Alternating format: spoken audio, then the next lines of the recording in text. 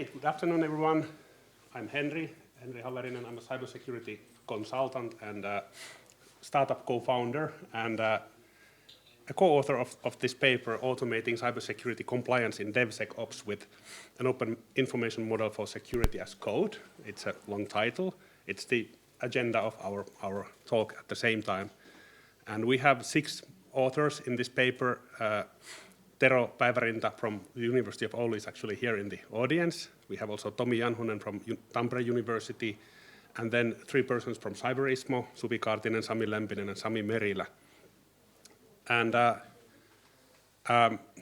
the outline of this talk is really simple. There's the problem, there's our solution, including live demos, and I'm also promising to leave some time for discussion. And I think we are running a little bit short on time, so why don't I go ahead and answer Mikhail's complimentary question to me right away.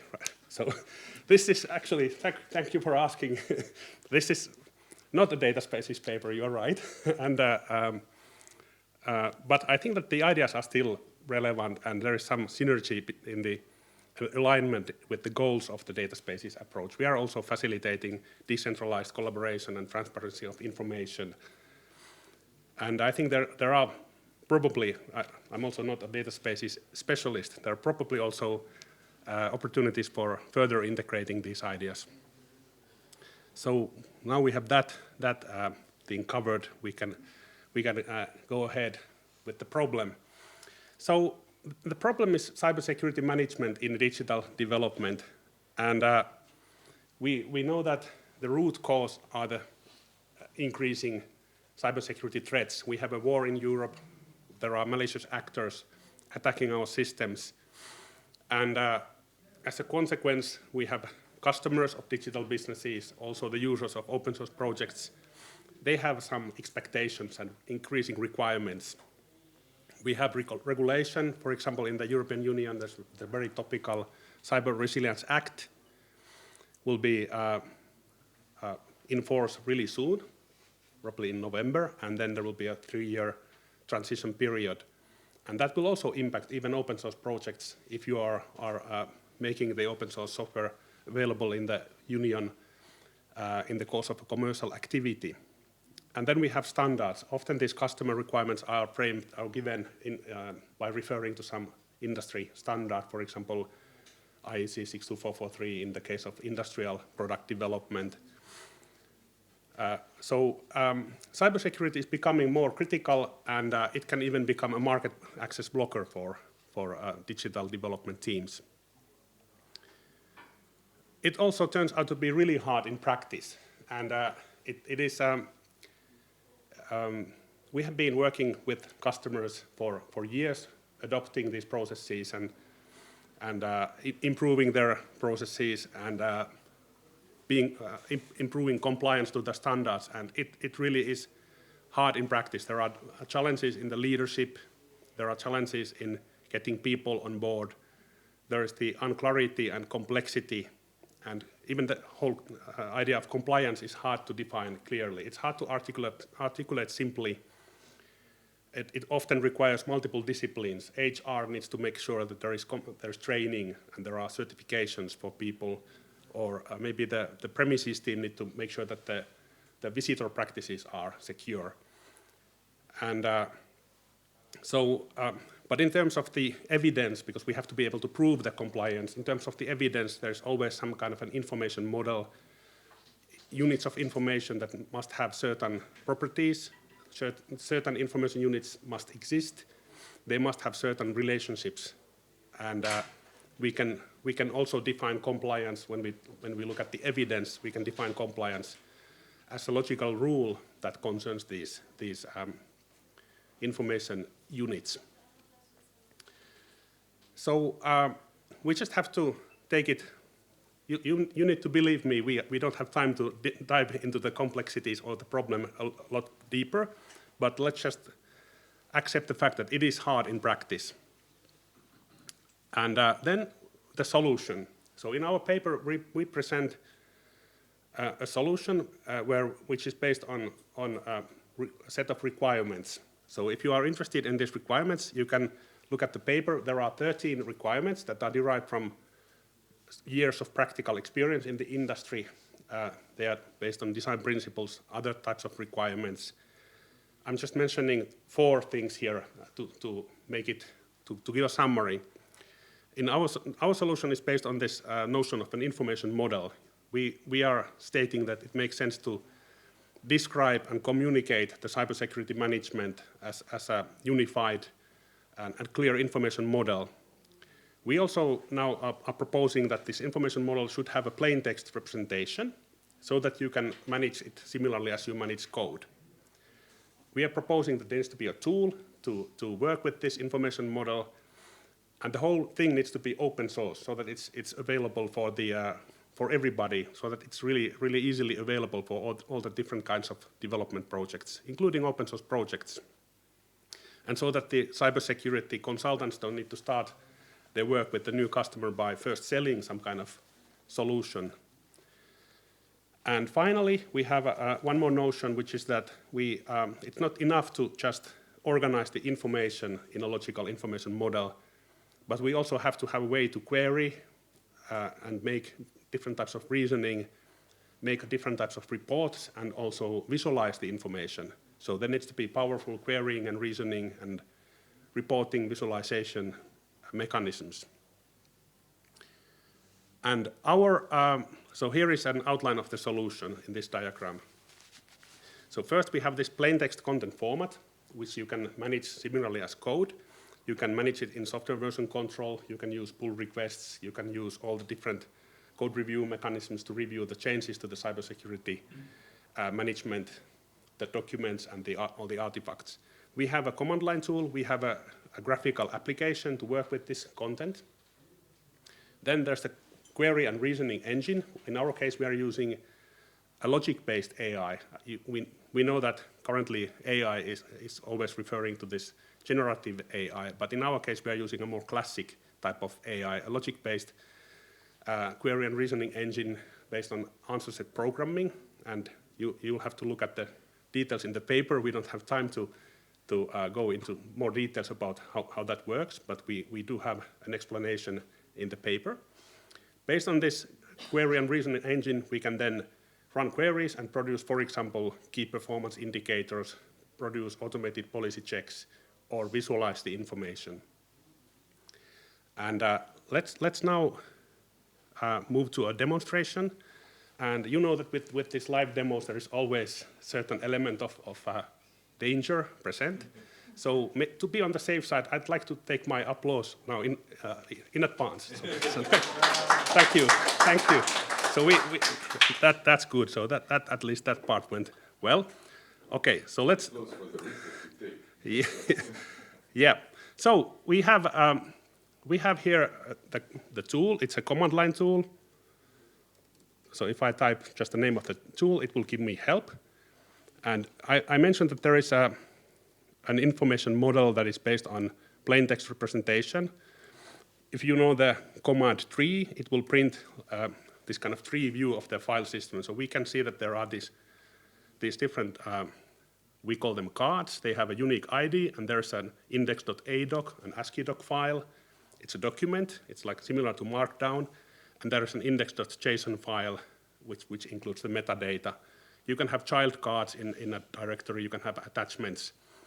But quite soon we will realize that it's a little bit tedious to work with this kind of plain text format just on an editor and command line. So let me show you my favorite command. So if I type this command and just type Cyberismo app, it will say that we should go to localhost 3000. And let's do just that. It's a little bit small, I think, and maybe it's a little bit cutting from the, just make it a bit larger. So this is a graphical app to work with this information model, and we can have reusable content modules. We could install packages that you could get started quickly. That's one of the problems. How do you get started quickly with the cybersecurity management? And in this case, we have added some content modules. We could create here tasks or decisions or some data stores or data flow models. But let's look at a more simple example. Here is just a simple one button. To start secure development, we could create a workspace for our digital development project by clicking this button. So I'll just click this button, and we already get here a whole hierarchy of cybersecurity documentation for our project. Let's call this project the ESAM IoT device, just like that. And we can see that it seems to be like 0% done. The security is 0% done. That's helpful. But on the other hand, there's also a positive thing that we have 0 security issues that require attention. Well, that's also to be expected since we just got started. We have here something called an adoption step. And if we look at, we can open up this. Basically, the tool created a whole hierarchy, and we can check out these things here under demand phase and development phase. It's actually not so much stuff. I was talking about complexity, and there's a lot of stuff to do. And the reason why it looks a little bit simple is that we have now set the target adoption step as step 1. If I choose here step 2, then the tool will add a lot of stuff. It will show a lot more. So because we are modeling this information model, and we can set logical rules about how to also show it, we can hide. If we want to focus on the most essential things in the beginning, we can hide everything else and just focus on the step 1. So one of the problems that teams are facing is how to get started. And here I would say that it should be obvious that we should get started by under the foundation and maybe assigning people to secure development roles. So here we have some instructions how to do that. Maybe it seems that definitely this is required. So we can see that, okay, it's now in progress. We have to create some kind of role assignment document. Let's click there. Okay, there is a document. I'm just going to approve this document and mark the whole thing as done, so we get some progress here quickly. And yeah, 25% of the foundation phase has been now completed, and 7% of the ESAM IoT device app thing has been done. So that's good. Maybe ensuring competence. I think this HR team probably promised to take care of the trainings and tracking them, so we could just mark this as not required for us. So we are now 50% done. And if we look at the dashboard, then we can see that the 15% of the total progress is already shown here.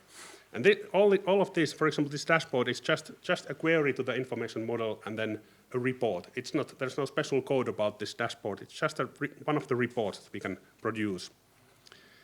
You know that there's the risk assessment. That's an essential thing. So let's mark this as required. And there are instructions how to make a threat model. So we can click the button, and the tool will create a threat model from a template. So this is the ESAM. Let's make a threat model for the entire scope, so we can rename that. And now we have a document to fill in. This would be the risk assessment.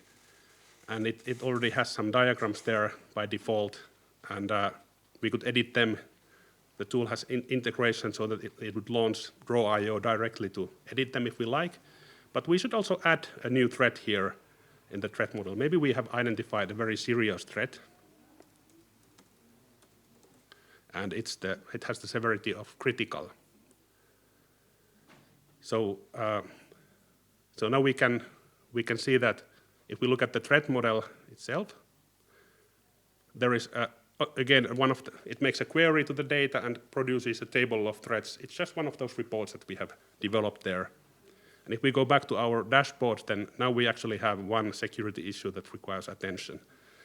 But I think we have done enough security work. It's time to release the device to the public and just click under releases, make a new version. This is going to be version 1.0. And okay, but it seems that there is an automated check.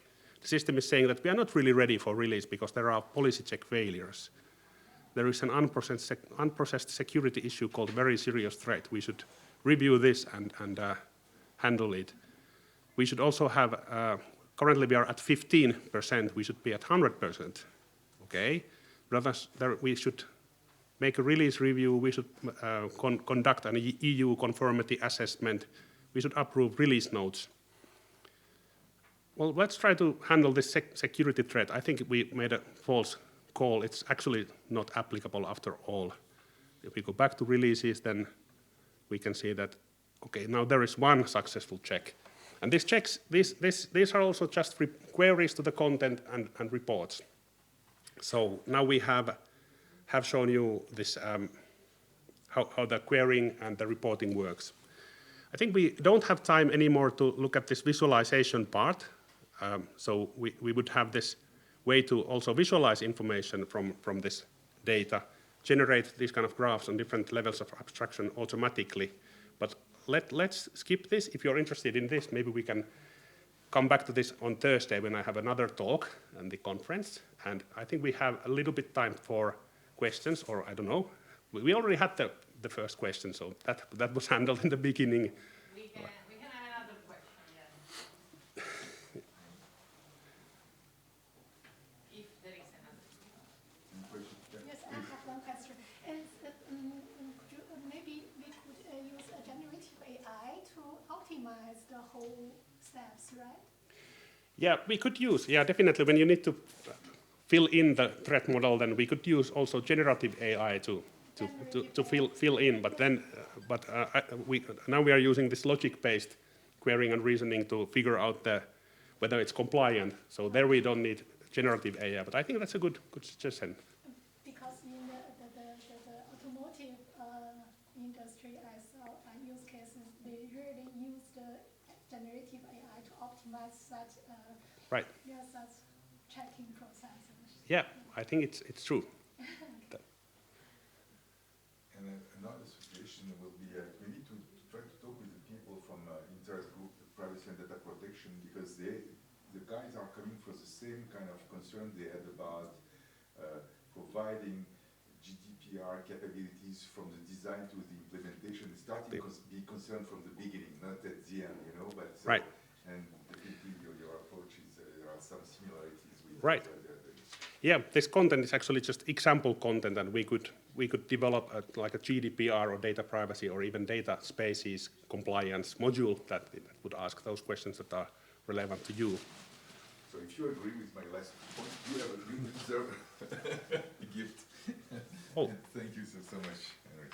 Thank you very much. Thank you. And now I got even a second applause. That was awesome. Thank you, guys. Thank you, guys.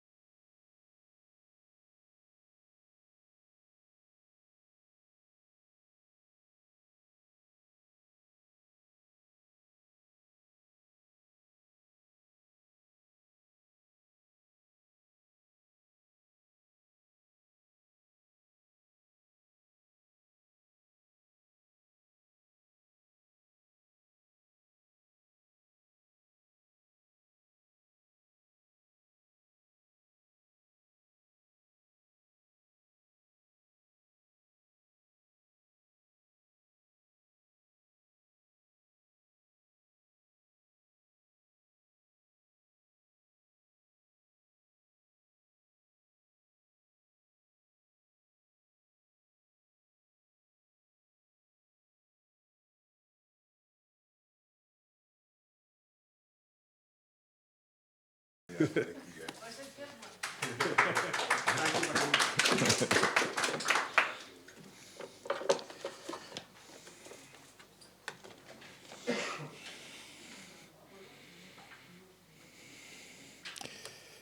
you go. It's this one.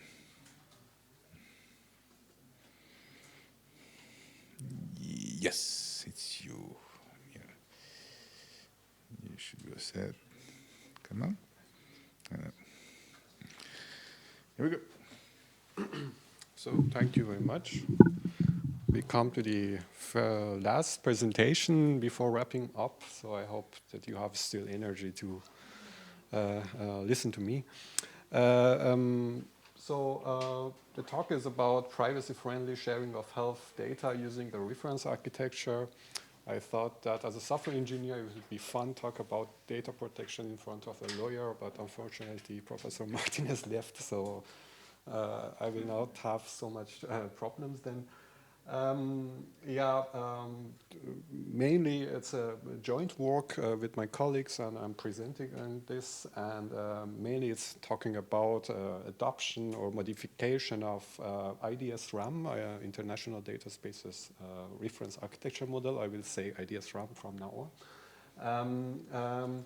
How it can be adopted or modified to support actually the patient's requirements, mainly security and privacy requirements. So we have heard a lot about this reference architecture model. I don't want to repeat all this stuff again. And we have seen that there are many different data spaces for various domains. So we have, for example, for automotive industry, we have Catena X. For mobility, transport, and tourism, we have Iona X. And skills analytics and matching, there's also some projects that I'm also involved in this, in them. It's about skills, Prometheus X. We have heard of another presentation today about Skill Lab. So there are different projects that they are trying to create data spaces. But let's talk about health data spaces. So we heard about this European regulation on health data spaces, which this year came into power. It was proposed in 2022, I think. The aim is empowering individuals through increased digital access and control. So control is very important keyword here, and fostering a single market for electronic health record system, and of course providing a trustworthy and efficient setup for the use of data for different purposes such as research, innovation, policy making, and regulatory activities. So what's the problem here, or what's the challenge here? You see here in this picture the Minister of Health in Germany, Karl Lauterbach. And at some point in last year, he emphasized that there is already a huge amount of data, but it is stored in separate silos. And we don't want to have silos. We want to have data spaces, interoperability, talking to each other between different communities. So just only having data silos, it's not enough for us. So there is this concept of health data spaces, but it's faced critical challenges addressing privacy concerns. So we are all aware of GDPR, General Data Protection Regulation there, but there are also a series of standards or regulations such as Cybersecurity Act, AI Act, Resilience Act. They are all coming in the last 2-3 years also in power. So privacy and security and maintaining and privacy and confidentiality of sensitive data is very important. And in health data space, normally you have sensitive data. So that's really important. And if you fail to do so, you will have damage to the reputation of the service provider. It could be a governmental organization. And you have also public embarrassment of the people, because nobody wants to have their sensitive data about their health be public just without any reason or consent.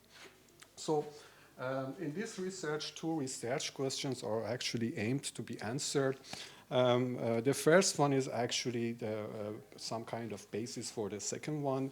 In the first one, it's important to understand how the data sharing contract can be designed for health data spaces to specify privacy and security requirements, and then how the IDS-RAM could be adopted or modified to support a patient's specific requirements.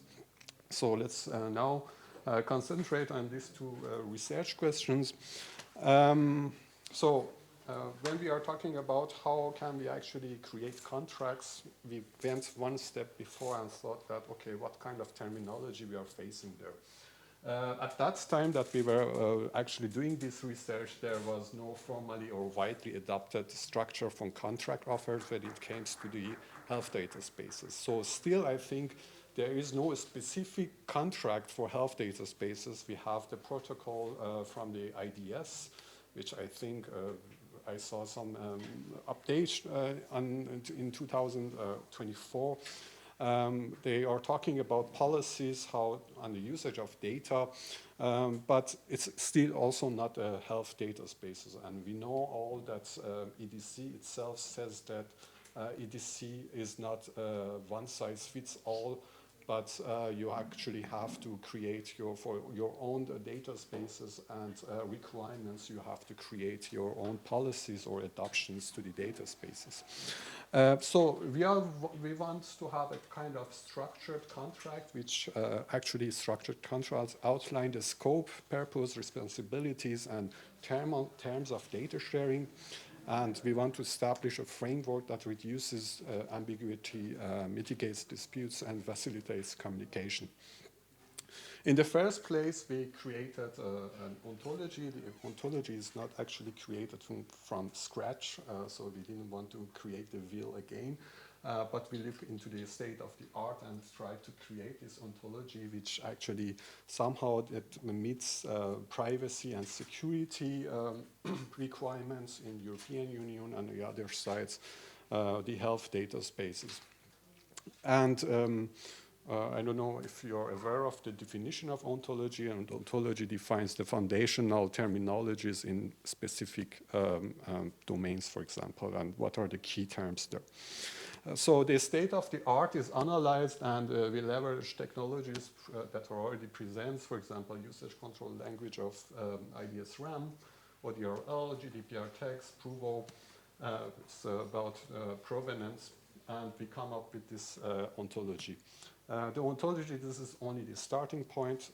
It's created based on the key terms in the EHDS, European Health Data Spaces Regulation, and GDPR, but in my opinion, and actually in our future work, we are trying or aiming to actually refine this type of ontology, which we consider different regulations such as Cybersecurity Act, AI Act, and so on. And based on this ontology, then a structure for the contracts is offered. There are similar works also by IDS-RAM. At that time, in 2022, they were not so actually implemented. And for our purpose, which is the next research question, answering the next research question, we created this kind of structure for the contracts. You have a unique identifier, title, description, metadata, this is all the normal stuff, but you can have also defined policies there. For example, we are aware of GDPR. One Article 5 of GDPR, I think it's the most important article of the GDPR, talking about principles on data processing. And one of the principles is data minimization. And for example, to keep data only for 90 days, you can define such a policy in the contract, which says that after 90 days, the data should be deleted. So this is how we answered the research question by creating an ontology and proposing a contract offer structure. Let's come to the answering the second research question, where we want to adopt the IDS-RAM for the needs of the patients. So in this health data spaces, actually the most important actor is a patient, citizen. Why? Because they are the data subjects and they provide their health data, which is actually very sensitive. So data subject, patient is introduced as an active role that has control over the data. And here you see that the data subject would be the patient. This is slightly different from the IDS-RAM, where you have data provider and data owner. Here, instead of data owner, we have defined data collector and data subject. Data collector at the end of the day could be the same as the data provider. So with some intermediary organization, for example, collect the data from the data subjects, which are the patients, and then give it to, for example, to a hospital, and the hospital can then be in the data spaces and provide this data, for example, to an insurance company. So this is how actually we said that the patients should be considered in this as an active role, and why? Because GDPR, the topic of the, or the sense of the GDPR is providing controls to the data subjects, and that's what we are want to aim to reach here, and that's the reason that the patient is defined as a specific role here. And then we consider the well-structured or well-known data privacy strategies. This is not our work, but it's kind of defined strategies based on the principles of the GDPR. And we use this type of strategies in the processing layer of the IDS RAM to slightly different the data flows, which I will present it in the next slide. So the IDS RAM have 5 layers. The business layer define the roles, the data subject role, patient is defined newly there, and then in the processing layer we also try to annotate the processes with these types of design strategies, saying that how can we actually give control to the data in such a health data spaces. IDS RAM have, for example, the onboarding process or data exchange process, but we also define another process here, which is update operation. In the data transfer or data exchange process, you see that we try to give the possibility to data subjects be informed if at some point the data is sent to another organization in the data spaces, so they're always informed. And there are different strategies there, for example, to when the data is sent to the another participant in the data space. These strategies could be, for example, differential privacy, anonymization, and so on. And the update operation, this is actually not part of the IDS realm. This is somehow new part. And the idea is there to giving the control to the patients. The patient can ask the where he or she provided the data, which type of the data are you sharing with the other organizations. He or she gets this data and say that, okay, I don't want to share my data anymore, and provide this information to the data provider, and the data provider is obliged to actually create a new data model without the data of the data subject, and then it's possible to share the data once again. So this is actually also how we answered the second question, where the patients as an active role is considered in the IDS RAM. Considering the evaluation of the paper, we have used different methodologies to evaluate our paper. One of possible methodology is looking into the ontology, to evaluate the ontology, look into the ontology to see that what is the accuracy, for example, or the performance of ontology. We used a corpus-based methodology where we checked our ontology against 2 specific corpora. One of them is GDPR, the other one is EHDS. And you see that in case of coverage, the results are not so promising. But on one case, I already mentioned that we have to consider more regulations, more standards to create our own, to refine our ontology. And the other case, this GDPR is kind of one size fits all, so it's for all possible domains defined. We are looking only into the health domain. Therefore, some terminologies out of GDPR is not considered in our ontology, and therefore the coverage is not so promising. But this is something that should be actually refined in future. What is our future work? I already mentioned some hints about it. We want to consider more regulations to refine our ontology. Consider the protocol of IDS, which they also define these policies and find synergies and try to refine the contract structure. We want to also refine our methodology for identifying key terms. You can use different coding techniques. For example, hypothesis coding could be used there, where there we need some kind of help of or assistance of lawyers, where we say that these are the terms that we think that are important. A lawyer should have a look on this and say that, okay, it's okay, green light, and then the methodology actually refine our process. But of course, defining only policies does not mean that everything is perfect. We need kind of verification techniques to statically and dynamically consider, for example, data minimization principle and try to understand how if it is realized in a kind of system or not. So this would be our future work. And conclusion, I talked about try to answer two different research questions. In the first case, I talked about an ontology, which based on this ontology, a contract structure for sharing data in data spaces is defined. And in the second part, I mentioned how patients are considered as an active role in data spaces where we want to give this control to the data subject, which is patient, over their data. How can we do this? For example, by giving a possibility to be informed when data is shared and giving to opting out, not sharing my data, how the processes of ideas RAM is changed in this regard. And that's all. Thank you.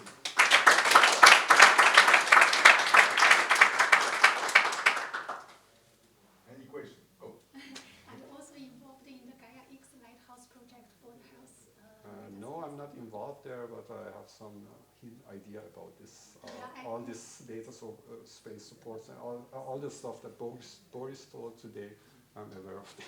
Yes. Yes, because I see this is really very good complementary properties for the both. So there's a project called Health X, I think they are. Team X and Health X. Yeah, there are many projects. So they are also working in this regard. Yeah, okay. Yeah. I'm not in those projects, but I'm aware of them. I was just wondering, because you mentioned the next step where new ideas would be to check what's happening on the AI Act and the Cyber Resilience Act, and I was wondering, is it because you want this to do more than health data space, or is it because you think that also helping sort of compliance with this regulation would help handling health data better? Like, what is the target? So on one side, there are regulations there, and we should consider these regulations if we want to do something productive. Okay. And why and how we want to consider these regulations. For example, we are currently working on a kind of cross-cut of AI conceptual models and privacy conceptual models. Both of them are well-defined conceptual models, but when it comes to each other, it's still not so much research on it. For example, CWE, they have a new working group trying to identify specific AI attacks. They have just started. There is Daniel Solov is a kind of a lawyer in America, which has this taxonomy of privacy. Now there is a new working group from a university in America that they are trying to create a taxonomy for AI privacy attacks. So these are actually new working groups. They are also researching in this direction, and we are also researching in this direction. The first step would be create the conceptual models out of this. What are the terminology there? What are the attacks there? And consider, for example, for the domain of health, then we should consider all possible attacks there and try to classify and categorize them, and then could be continued. Okay. Yeah. Yes? I'm interested in the last paragraph of your transparency or your slide regarding data minimization. Let me say, as lawyer, every time that one people is talking about data minimization, a cat dies. Let me say about what I'm trying to say, because in general terms, we lawyers consider that data minimization means as less data as possible. Yes. And this is not exactly true. Because one of the main consequences of reducing the level, the variety and diversity of data when you anonymize. And the impact of the data minimization principle could affect seriously to the explainability and to the bias in AI Act. Then, when we're talking about data minimization, we're talking about no more data than necessary, but no less. Yeah. It means in some cases, let me say, in big Middle East, we have processed 800,000 of medical records for developing a predictive tool on comorbidities. Then, when we're talking about data minimization, and you are developing a statistical tool to do that, we are talking about the quality and diversity of data in one side, and on the other side, we are considering that in the European data space there will be a data access requester who is defining what he or she needs. Yeah. Then you have a tool in order to analyze automatically that and say to the researcher, okay, you are wrong. So to answer your question, I'm software engineer. So I don't care about, I'm creating compliance. Do you understand my concern on that? I'm creating compliance tools. So there is something there, a lawyer can tell me what should be opt out and what's necessary there, Okay. and then I can create a compliance tool to statically or dynamically monitor the system to see if exactly the data is processed for this specific purpose or not. That's the. Yeah, what I'm trying I can to create say, this all of compliance your tool. slide contents are more or less understandable in terms of automatizing procedures. Because at the end of the day, you have the data sharing model, the data transfer agreement model, and at the end of the day, it's a question of checkboxes. Yeah. But this is not the case in data minimization. Data Excellent. is extremely dependent of the purposes of the activity, and is extremely dependent of the output you expect with your activity. And this is not a quantitative issue, it's a qualitative issue. It's kind of trade-off. You do Yeah. something, you really learn something. Yeah. That's true. Yeah. So thank you so much. I'm here.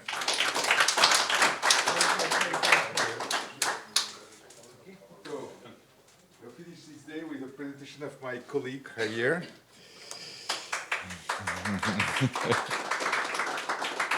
You came with your fun club, right?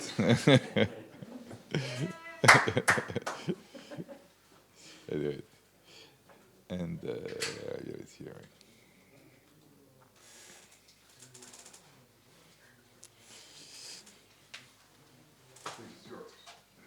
Okay, thank you very much. First, Philippe Rosaria for inviting me to this keynote because, to be honest, I've been doing research for 15 years, something like this, and lately I am specializing in data spaces, so I feel this conference is representing who I am, at least professionally, so very happy to be here.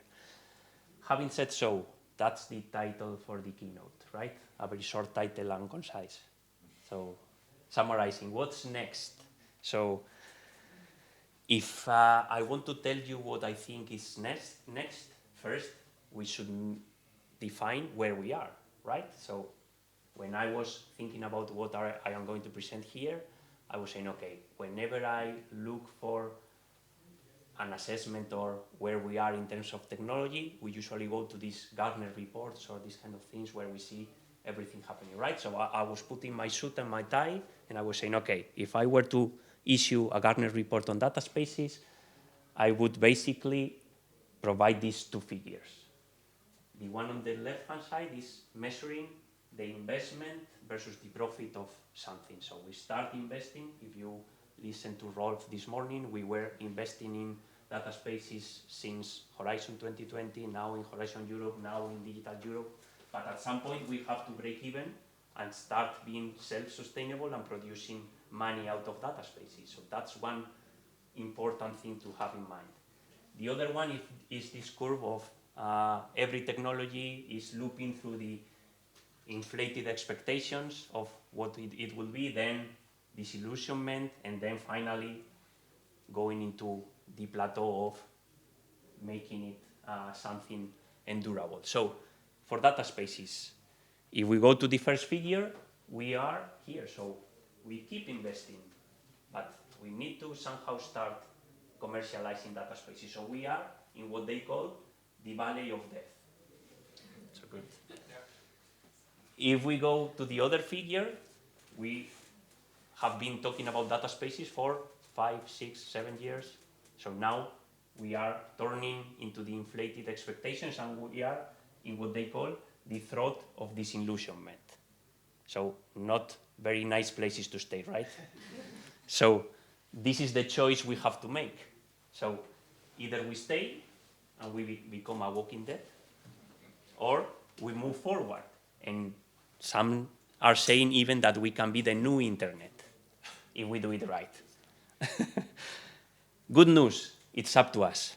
So it is dependent on what we are doing in research, it is dependent on what we are doing industrializing data spaces, but it is up to us. So let's see how can we stay out of these zones and really break even and doing something profitable for this. Okay, so we know where we are. So what I see, that's my very personal opinion of what we already did, and we saw partially this on these presentations we were having today. So starting left to right, we've been doing data lakes, data platforms, data ingestion engines, everything around gathering data for 10 years, 20 years. So the technology for data persistence and data sharing is out there. This is not the missing part. The technology is there. Then, for a few years now, we've been discussing a lot of regulatory push from the European Commission, from the Data Governance Act, the Data Act, this idea of the digital single market, the AI Act. So there is a lot of regulatory push into data spaces to make them happen. Then we started identifying reference architecture. We just saw several times the IDSA reference architecture, the Gaia-X reference architecture, requirements, use cases, specifications. And now we are starting the phase where we are seeing sectorial data spaces. So we are talking about the health data space, we are talking about the mobility data space, Catena X for logistics. So there are a lot of data spaces popping up. So this is what the path we've been following. So for me, what's next? So we need 3 things. First thing, if we are doing sectorial data spaces, we need to keep in mind that the final goal is the digital single market. Therefore, we need interoperability between those data spaces, because at the end of the day, if we are doing something in the mobility data space and another thing for the health data space, whenever we want to do cross collaboration, we won't be able to do so. So first thing, interoperability. Second thing, we need standards, because interoperability is usually guaranteed through the use of standards. We were mentioning several protocols during the day, but it is not enough with protocols. We need standard protocols, because otherwise it is difficult to have a dominant, let's say, landscape of protocols so that we can all be using at least partially the same stack. And finally, we need adoption.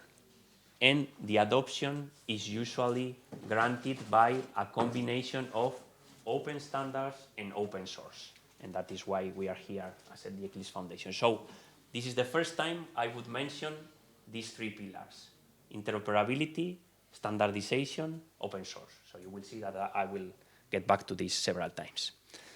So how do we do usually these kind of things at the Eclipse Foundation? So you know we are very well known for projects such as the Eclipse Data Space Connector. Those projects are self-sovereign, and it is the result of several people, several companies working together on a given idea, but they are doing just one thing. But we do another thing that you might not be very familiar with, and I invite you to visit the industry collaboration booth that is on the main OCX hall, which is precisely this, industry collaborations. When are we doing industry collaborations? When we sense something on the community, these drivers. There is a market pool, so the market is demanding something concrete. There is a hot research topic, such as this kind of thing, so a lot of people are working in the research area for data spaces. There is a technology push, a lot of people developing technology, or there is a regulation. So as you can see, for data spaces, there is a combination of multiple things. Whenever we sense this, we try to set up this kind of industry collaborations, and we do two things, very concrete, actionable things. So we are pragmatic guys. Standardize, so trying to see what is the minimum stack of protocols we need to standardize them, and foster adoption. So we group everybody who is working in the Eclipse open source projects together, and we tell them, okay, that's the way we see this moving forward. Are you willing to adopt our standards? Hopefully yes. So then we standardize and they adopt. So that's the usual way we do it. So, but what's the problem with data spaces? We saw it several times today. I like analogies, so I will use a food analogy. For me, the data space landscape is extremely complex. So whenever I guess you felt this at some point. When you are entering data spaces, you were supposed, no, that's very simple. I will use this, and that's enough. But you go and you see hundreds of pages of documents from IDSA, another hundreds of pages of documents from Gaia-X, and when you finish reading them all, you say, how to start? I don't know. And then you go, there is an Eclipse data space components, there is this firewall connector, there is this new thing Gaia-X is doing. How I am going to do something out of everything? So how can I start? So there are multiple things we can pour on a melting pot, but at the end of the day, we need to extract something eatable. So we need to construct something which makes sense out of this mess of references and technologies and everything, that it is partially addressing a particular need, but it is not addressing the complete need of a given use case. And you will see that, as I was saying, we need to make this having in mind that we need to foster interoperability through the use of standards and open source. If we do it right, we will come up with something like spaghetti with meatballs, right? We are combining ingredients and everybody likes it. So that's not a problem. I don't But, like that. but if we do it the wrong way, we might end up having something like this, which is really a dish you can eat in Ireland. I don't know if we have Irish colleagues. I was Googling weird dishes, and this pop up. It is called Stargaze cake, and it is made of egg, potato, and full fishes. So you will put the fish, everything together. So eggs are fine, potatoes are fine, fishes are fine, but if you combine it this way, maybe your audience is not very broad. So going back to the first picture, so how are we trying to map everything we were saying as drivers, as concrete actionable points for data spaces at Eclipse? I am not trying to neglect that there is a research push, a technology push, a market need, but there is a clear regulatory push for data spaces, which is the Data Act. If you go to the Data Act, Chapter 8, Articles 33 and 36, they are saying you need interoperability for the digital single market, and data spaces is the way to do this. So they are quoting data spaces. So the European Commission is saying we need data spaces for the digital single market, and that's the way you should do it. So we were trying to transpose these very high level requirements into something actionable, which is these two things, as we were saying. Specification. So we are trying to provide the minimum set of standards that we need for data spaces to be interoperable. And then we are trying to build the data spaces community. There are several data spaces projects, as you can see. These are just examples.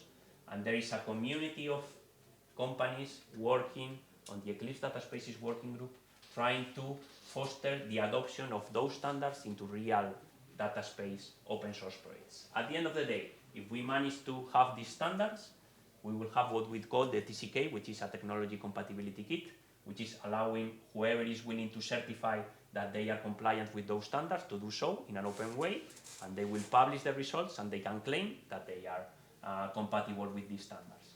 If we go to the lower part, the actionable item we will get out of the adoption part would be a starter kit saying, if you want to do data spaces, you can use this, and this open source module in order to start. then you can customize them. But this is the minimum set of things you need to start, and they are compliant with this set of protocols. So that's the thing we are trying to do. So looking at this stack, so as you may know, the Eclipse Foundation is what ISO and IAC call a PAS submitter, publicly available specification submitter, which means that they acknowledge that the way we do specification is the right way, and therefore we can fast track standards. So this is what we are trying to do with these standards.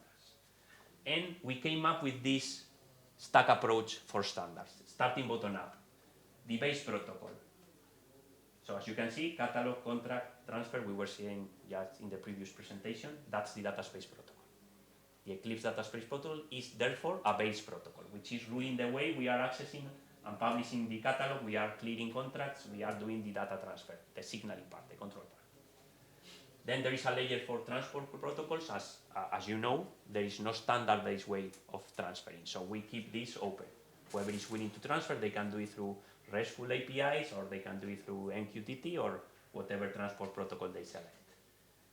Then if we go one layer above, we are trying to standardize a claims protocol, meaning that we need a standardized way to issue verifiable credentials, both for identity, but also for the description of our datasets, our services, whatever. So we will specify what's the best way to do so, both for the issuance of those claims and for the message protocol that you need to exchange it on a data space. And then another very important part is the profiles. So in a sense, the claims protocol and the base protocol are the protocols that are saying the message format that we should follow, while the profiles are specifying what's inside those messages. And this is very linked with what we know in the data space ecosystem as trust frameworks. So you can expect one profile for the Gaia X trust framework, which is specifically oriented for Europe, with policies that are aligned with GDPR, with our intention in Europe to keep sovereignty, with some formats, with some semantics, but nothing is preventing Japan or the States or anybody in other regions to do other profiles that are less or more restrictive. The important thing now is to make sure that if you are using one profile and you are interested in joining a data space which is using another profile, to see if the rules are matching or not, so that you can agree or disagree and participate or not participate depending on what you see these guys are trying to enforce as policies. So this is the minimum set of protocols, but what is the way, the other way, we can transpose it into something actionable, because those are protocols, not open source specifications. So we need several layers in between. So what's the layer which is somehow aggregating what we are doing with the data space protocol, with the decentralized claims protocol, that is the one we are trying to specify? Connectors. So at the end of the day, we need connectors that are implementing these two protocols. One base protocol, one claims protocol. And for instance, we are working with the Eclipse data space components guys, and they agreed in the next release to incorporate these two specifications, meaning that in release, I don't know what's the number for EDC, coming in late 2024, you will have direct compatibility with these two protocols on the next release. So that's good. Then we have profiles. So what are we missing on top? As we were saying, the trust frameworks. We will select a trust framework which is using one or other profile. We started with these two ones, which are matching the Gaia X trust framework and the ICER trust framework, but we can have as many as we like. And then finally, we can implement some other additional features on the data space. We can have marketplaces, observability, connector as a service, so you name it. But at the end of the day, you need a connector, you need a trust framework, and you need whatever else you think is needed for your users in the data space. And finally, whenever everything is complete, we can provide as well certification, as we were saying with DTCK. If you are willing to certify that your connector is compatible with these protocols, if you want to certify that your Trust framework is compatible with these profiles, you will have the means to do so. So, but why do we need those standards? And this is an analogy, yet another analogy, that I took from Gianfranco Cecconi. You might know him. He's the executive director of the Data Spaces Support Center at IDSA. And he introduced this very nice analogy of what is the comparing data spaces with tennis. So at the end of the day, everybody knows the rules of tennis. So you have to serve, you have to put it on the other side of the court, and whenever you score a point, it starts at 15, then 30, then 40, and then you have a point. There are sets that are made up of 6 points. So everybody knows the rules. So regardless if you are in Australia or Spain, you will know how to play tennis. Then, for the claims, so there is a ranking which is worldwide, which is identifying players and saying this is a good player because he won or she won several tournaments, and therefore he is ranking 1 or 3 or 4 in the list. So there is a way to identify players. Then we have profiles. So if you go to Wimbledon, you have to know that you have to wear white and that there is a given fee for participating and there is a given prize if you win. But in other tournaments, there are different rules. So depending on which tournament you are participating, you might be interested in joining or not, because there are certain rules that are applicable just to those tournaments. And at the end of the day, the participants are free to choose. If I want to be in that club because it is matching my expectations, I can do it. But if I am not, that's fine. So at the end of the day, there is a system which is making everybody who is willing to participate and to know how to participate. So, going back to the goals, this is what we are trying to do as part of the data space working group at Eclipse. And these are our short-term goals, meaning what we will do in 2025. We will try to provide the roadmap for standardization for all the protocols in the stack I was showing before. We will start the transposition. So we are now doing the specification, but in 2025 we will start the transposition, meaning that by the end of 2025 we might have at least 1 or 2 international standards that are coming out of these specification projects. Then we will start on adoption, so that's the other side, as we were saying. So once we have these standards, we will push open source modules to incorporate those standards so they are compliant, and trying to build the community. And again, as I said, I think it is the 3rd time, we are spinning around these 3 ideas: interoperability, standardization, implementation, and adoption. So just for you to know, the Eclipse Data Space Working Group, this is what we did in 2024 in numbers. So as you can see, there are several projects already contributing, there are several partners already contributing, and we are participating in events. We are trying to build the community. So just for you to know, follow up, the community is free. So you just have to register for our community calls, and the mailing list are open, so you can see what we are doing on this idea of openness and transparency. If you want to participate more in depth, you can reach out to me and I will let you know how to do it. So, trying to reach the end of the presentation.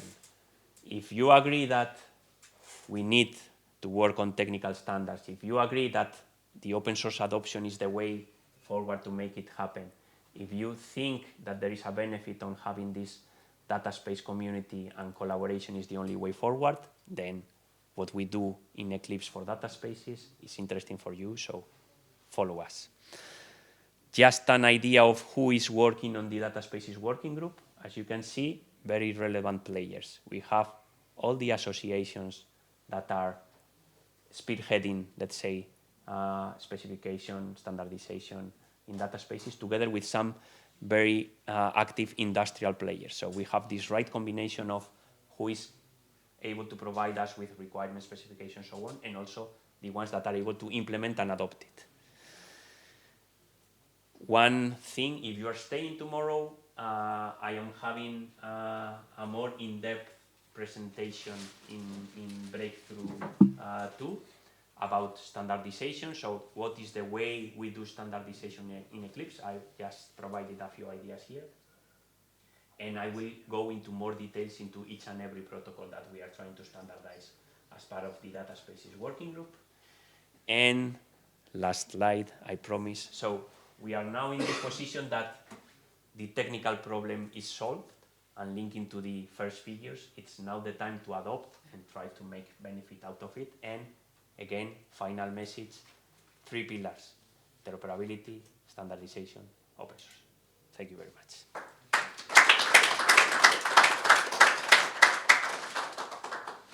Questions? No questions. Yeah. So the DCP will be included at the end of the year in the EDC, correct? DCP, Decentralized Claims Protocol. Yeah. That's the, we have the commitment from the EDC to make it happen. So what we need first is to finalize the specification. Once it is finalized, they will include it in the next release, whenever it is. Okay. Hopefully by, maybe not by the end of this year, but coming soon.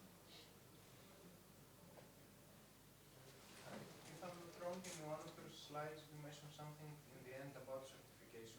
Yes. So what about this? What are the thoughts on this? I know Yes. that, for example, IDSA already have set up some standardization Good. groups with this SQS code, blah, blah, blah. It's a good thing that we have IDSA on the working group as well. Ah, for this. so No, but the idea, at the end of the day, I can discuss this in more detail during the break if needed. What we do as part of the Eclipse Data Spaces working group, or every working group in Eclipse, once we specify, we will have this open specification and hopefully the transposition as an ISO IEC or Sensenelec standard. So there are standards. And those standards will be tied to a TCK, which is a technology compatibility kit. You can run and publish the results and claim that you are compatible. So we have what we call the branding and compatibility program in the working group. So if whoever is willing to join the working group can do so as a participant or strategic member, and in this position, you would be able to certify your solution with whichever protocol you need. If it is just a connector with these two ones, if it is a complete framework, you can certify for each and every protocol we are having. So you will have a badge saying you are data space protocol, decentralized claims protocol, and conformity assessment profile, for instance. And you will have this stamp and saying you are compatible. It's disconnected with what IDSA did. It's not. It is disconnected, but it is the way we see it moving forward. So this will be linked as well with IDSA certification, so you will have both at once, because as you know, IDSA is the project lead for the Eclipse Data Space Protocol. So at the end of the day, if you are certified on the Eclipse Data Space Protocol, by default, you are certified as IDSA.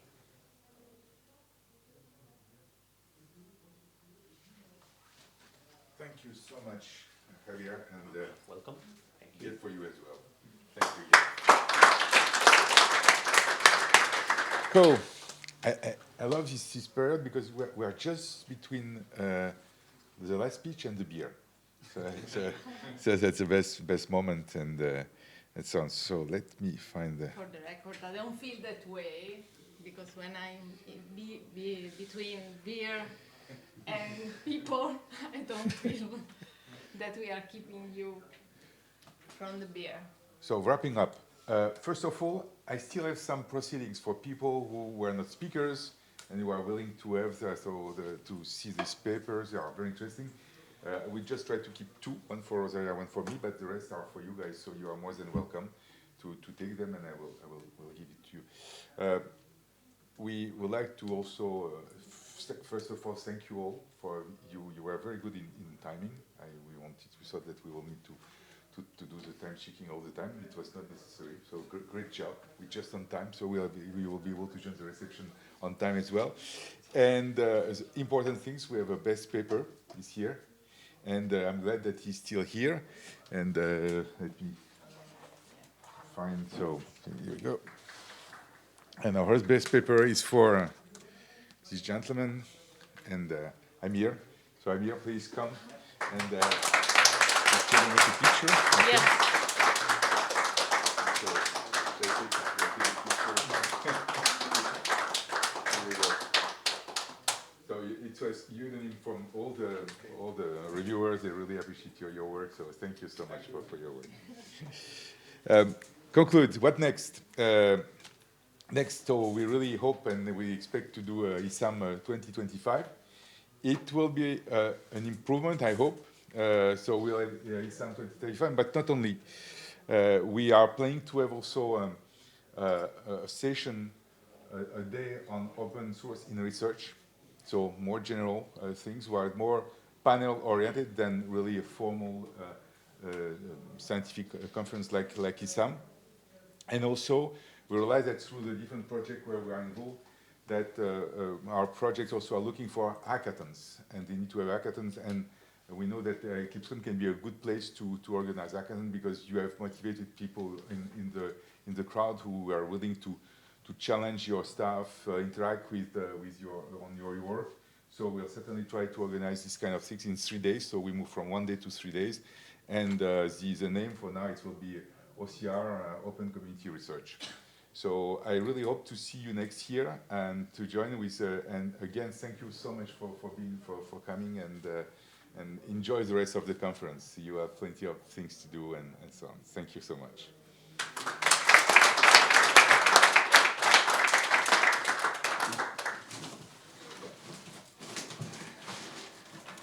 So we have the proceedings here, if you want, and the beer. And the networking session is in the same place of the lunch.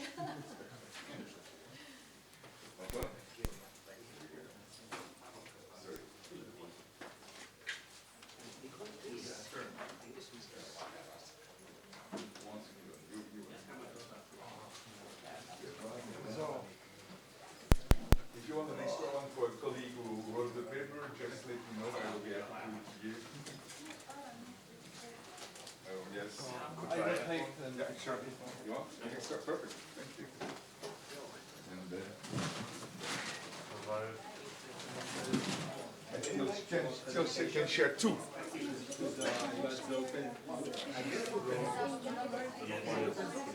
Two more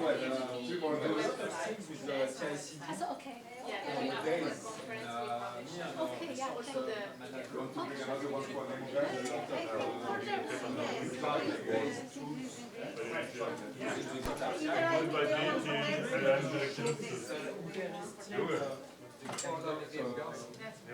Using your part of the pilot descriptions as well. pilot Yes, so that is the time to deliver on hackathons. You have money, you have the visibility, the awareness. Make a lot of sense.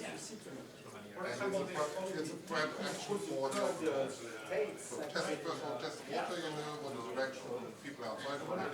And then, it's part of our speech. We say embrace, so we meet the communities, and then engage. Because you share, you